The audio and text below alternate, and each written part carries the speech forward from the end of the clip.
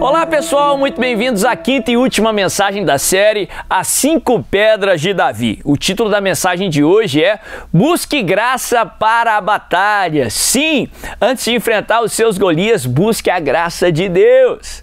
Antes de continuarmos, quero pedir para você curtir esse vídeo, se inscrever no canal se você ainda não fez, assim você vai ficar ligado em tudo que é postado aqui no nosso canal e, acima de tudo, de compartilhar para que mais e mais pessoas sejam abençoadas em nome de Jesus.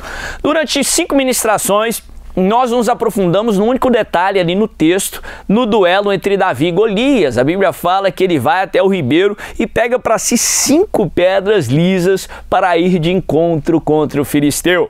Nós sabemos no final da história que uma única pedra foi o suficiente para que Davi vencesse o gigante.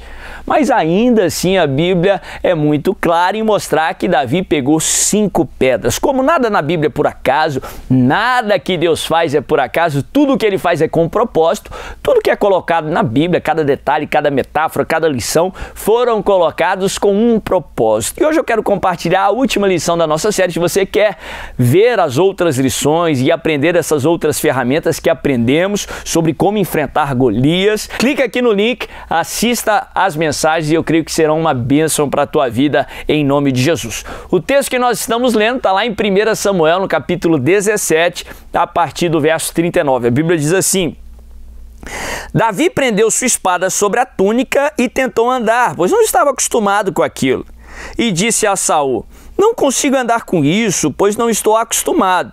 Então tirou tudo aquilo e em seguida pegou o seu cajado, escolheu no riacho 5 pedras lisas, colocou-as na bolsa, isto é, no seu alforje de pastor, e com sua tiradeira na mão, aproximou-se do filisteu.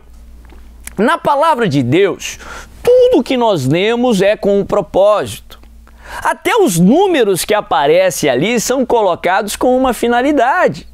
Sim, há números na palavra de Deus que nos contam uma história maior do que aquilo que nós conseguimos ler na superfície.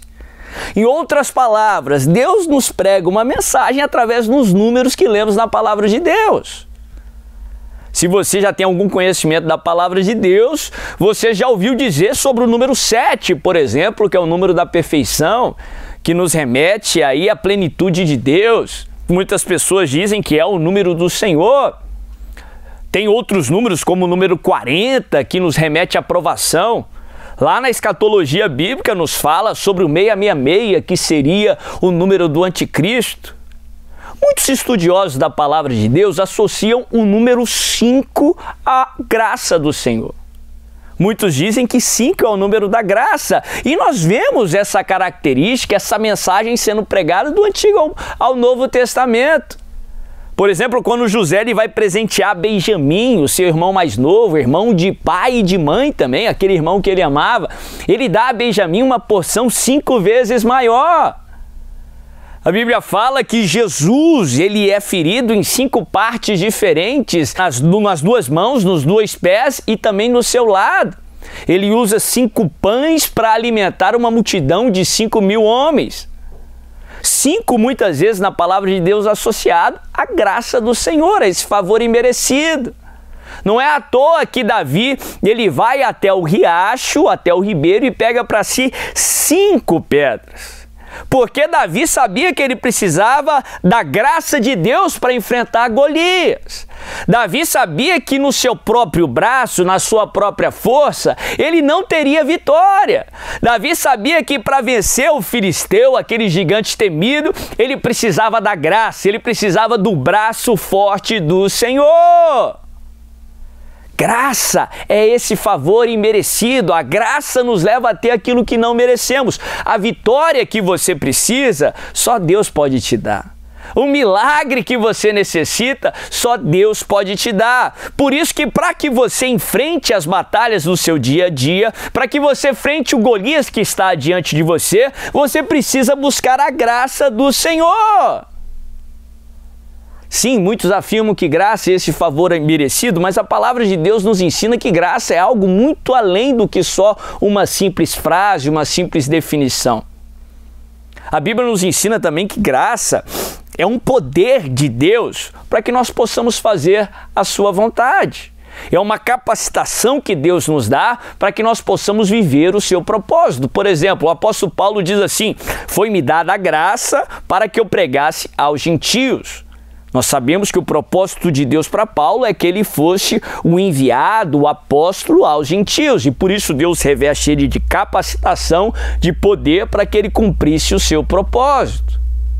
Da mesma forma, graça é essa capacitação sobrenatural para que nós possamos viver o propósito de Deus. Sim, Davi venceria segundo o braço forte do Senhor. O Davi venceria pela força do Senhor. Mas ainda assim ele precisava lutar.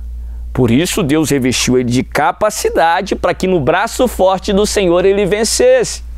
Para que você vença os Golias que estão adiante de você, você precisa buscar essa graça do Senhor, esse poder, essa capacitação sobrenatural para que você enfrente, para que você prevaleça.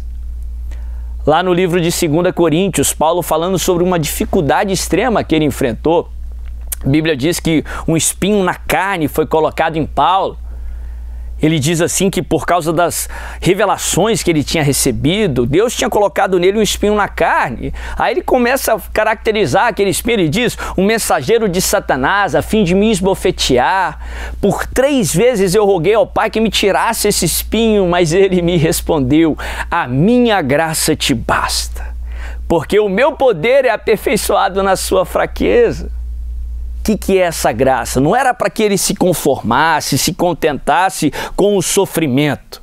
Pelo contrário, era uma capacitação celestial para que ele enfrentasse aquele espinho e pudesse viver o propósito de Deus. Por isso que Paulo conclui o raciocínio dizendo assim: por mais eu me gloriarei nas minhas fraquezas, para que sobre mim repouse o poder de Deus, porque quando eu sou fraco, aí é que eu sou forte.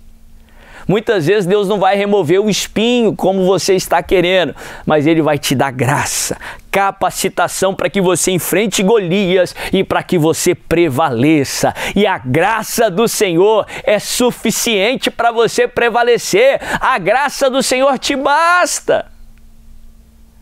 Busque graça para a batalha. Tem muita gente que pensa: poxa, mas se a graça é um favor imerecido, então buscar a graça não é meio contraditório? Não. Porque biblicamente aprendemos que graça não é apenas um conceito, não é uma coisa. Graça é uma pessoa. Graça não é algo, graça é alguém. O escritor de Hebreus nos ensina a aproximarmos com toda a ousadia e confiança do trono da graça para que alcancemos favor, para que nós alcancemos socorro, para que nós alcancemos solução no tempo da necessidade.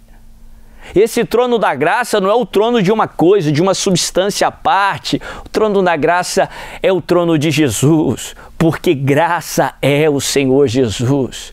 Por que nós devemos buscar graça para a batalha? Porque você deve buscar Cristo para a batalha. Nós devemos buscar Cristo em todas as ocasiões, mas eu quero enfatizar no meio da batalha, porque a sua natureza carnal, a tendência dela é se afastar de Cristo na hora da dor, é se afastar da solução na hora da dificuldade, porque um abismo sempre vai chamar um outro abismo, a carne sempre vai se inclinar para o mal. Vai justificar isso com uma série de subterfúgios. Eu tenho que trabalhar muito, eu tenho que fazer isso, fazer assado, e acaba se afastando de Deus, agravando o problema, em vez de trazer solução para o problema. Mas se você tem um Golias diante de você, como Davi, vai até o ribeiro. O ribeiro fala de água, que também representa Jesus. Vá até Jesus e busque graça de Cristo Jesus. Busque a Cristo Jesus. A solução que você precisa não está distante de Deus, mas está em Jesus Cristo. A solução que você precisa, a cura, o milagre, a vitória, está em Cristo Jesus. Ou seja, tudo que você precisa está em Jesus. Na hora da dificuldade, se aproxime de Deus, se aproxime de Jesus. Busque a graça do Senhor. Aproxime com toda a confiança do trono de Cristo Jesus, porque ali você vai encontrar graça, porque ali você vai encontrar favor imerecido, porque ali você vai encontrar a sua vitória em o nome de Jesus. Se essa mensagem falou com você, não deixe de curtir esse vídeo, de se inscrever no canal, ativando as notificações. Assim você vai ficar informado de tudo que é postado aqui no nosso canal. Deixe seu comentário falando sobre algo que Deus falou com você, compartilhando talvez sobre algo que Deus falou com você durante essa série e, acima de tudo, de compartilhar para que mais e mais pessoas sejam alcançadas e abençoadas em o nome de Jesus. Que Deus te abençoe.